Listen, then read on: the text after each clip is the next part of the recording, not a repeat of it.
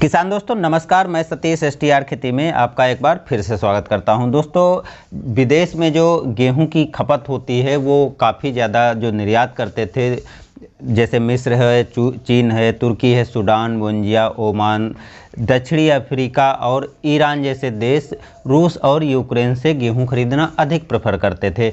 और इस बार क्या हुआ है कि रूस और यूक्रेन में युद्ध चल रहा है। हालांकि रूस जो है विश्व का सबसे बड़ा गेहूं उत्पादक है और वहीं पर 5वां स्थान रखता है यूक्रेन। भारत का विश्व में दूसरा सबसे अधिक उत्पादन देश के रूप में है, लेकिन भारत से इतना अधिक गेहूं बाहर निर्यात नहीं हो पाता था, क्योंकि ये देश रूस से गेहूं खरीदना अधिक उचित समझते थे, भारत से इतना अधिक उचित नहीं समझते थे। जबकि भारत जो है सस्ते दामों पर भी इनको गेहूं दे देता था। रूस और यूक्रेन से ये लगभग 1.5 से 2 गुना महंगा भी गेहूं खरीदते थे, लेकिन उसके बावजूद भी भारत से गेहूं खरीदना ये पसंद नहीं करते थे।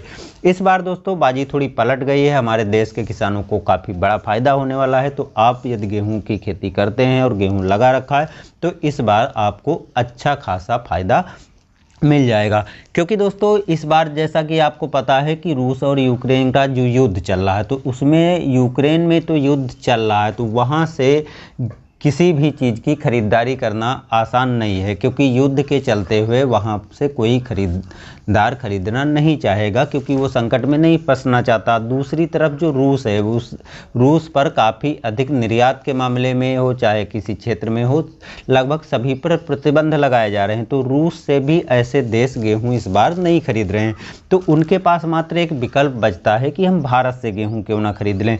जहाँ से लोग गेहूँ खरीदना उचित नहीं समझते थे, गेहूं खरीदना उनको अच्छा नहीं लगता था, इस बार ग्लोबल संकट जो खाद्यान्न का बढ़ा हुआ है, उनको पता है कि अब इन देशों से तो हम गेहूं खरीद नहीं सकते हैं, तो मात्र एक विकल्प बचता है भारत। तो क्यों ना हम भारत से गेहूं खरीद लें।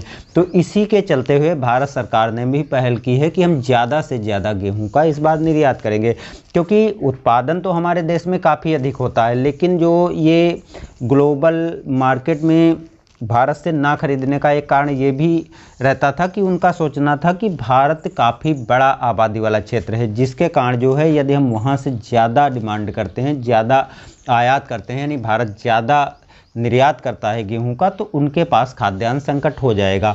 तो इसलिए वो ज़्यादा नहीं खरीदता था। इसलिए जो है भारत से मात्र 50 लाख टन ही गेहूं का निर्यात हो पाता था, जिसके कारण गेहूं सस्ता रह जाता था, क्योंकि आमतौर पर जो घरेलू मार्केट है वहाँ पर इतना महंगा प्राइस नहीं मिल सकता है। इस बार क्या हुआ है कि इस बार मिस्र, चीन, तुर्की, सूडान, बोंजिया, ओमान, दक्षिणी अफ्रीका, ईरान जैसे देश जो रूस से गेहूं खरीदते थे, इस बार भारत से गेहूं खरीद रहे हैं।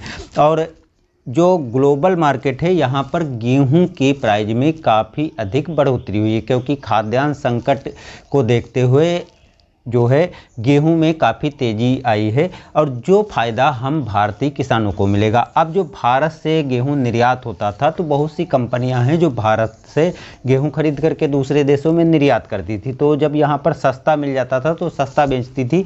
इस बार क्या हुआ है कि भारत का गेहूँ काफ़ी अधिक महंगा मिलने वाला, क्योंकि रूस से तो कोई खरीदेगा नहीं और यूक्रेन में खरीदना संभव नहीं है, तो एक विकल्प बचता है भारत।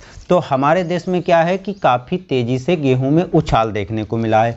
यहाँ तक कि देखते हैं कि MSP जो लागू होता था, तो मार्केट में जब हम मंडियों में गेहूं बेचने जाते थे तो MSP के रेट में काफ़ी मुश्किल से गेहूं बिकता था, उससे सस्ता ही बिकता था।